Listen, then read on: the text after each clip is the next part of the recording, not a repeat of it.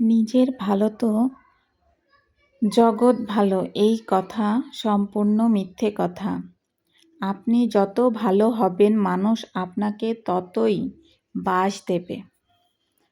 ভাবছেন এই কথাটা কেন বলছি? এটা একটু পরে আসি। এখন আমি বলি ভিডিও রিলেটেড কথা।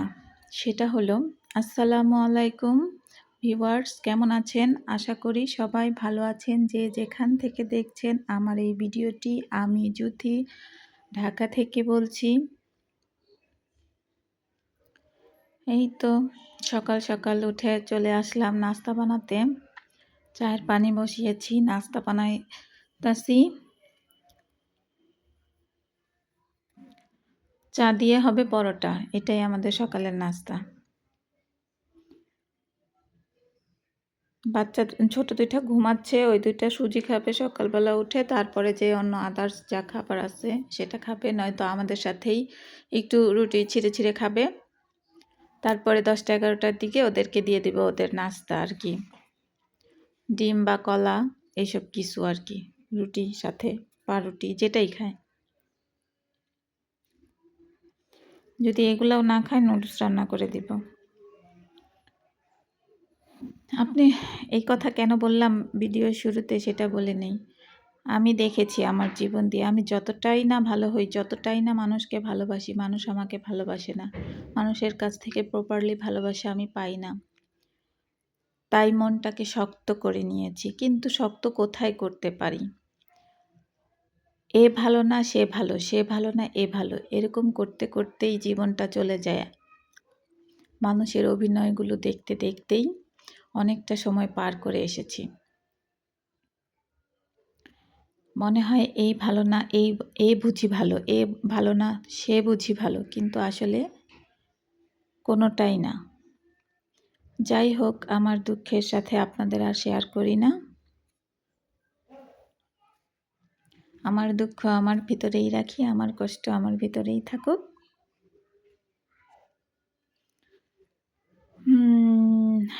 আমাদের জীবনে অর্ধেকটা কাল কেটে যায় অন্যকে মুগ্ধ করার প্রচেষ্টায়, আর বাকি অর্ধেকটা কাটে অন্যের দেওয়া দুশ্চিন্তার ভারে। কথাটা কিন্তু একেবারেই ঠিক। আচ্ছা, যাই হোক, সব কথার মাঝে আসল কথা, আমি সকাল সকাল উঠেছি, ঘুম থেকে উঠে আগে ডাইনিংটা পরিষ্কার করেছি, তারপরে যে নাস্তা বানাতে চলে এসেছি। বাচ্চারাও ঘুম থেকে উঠে যাবে, এখন এক এক করে নাস্তা দিয়ে দিব, নিজেও খেয়ে নিব।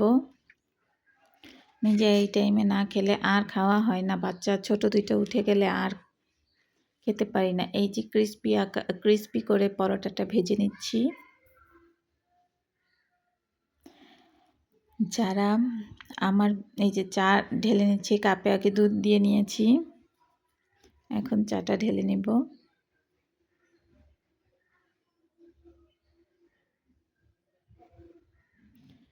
যারা দেখতে দেখতে এই পর্যন্ত চলে এসেছেন আমার ভিডিওর, আপনাদেরকে জানাই অসংখ্য অসংখ্য ধন্যবাদ।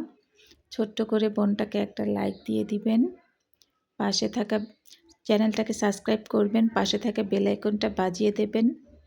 যদিও আপনাদের কাছে মনে হয় এই ভিডিওর এই বোরিং কথাটা প্রতিদিন কেন বলি, আমি ভিডিওর খাতিরে এটা আমাকে বলতেই হবে, তাই বলি।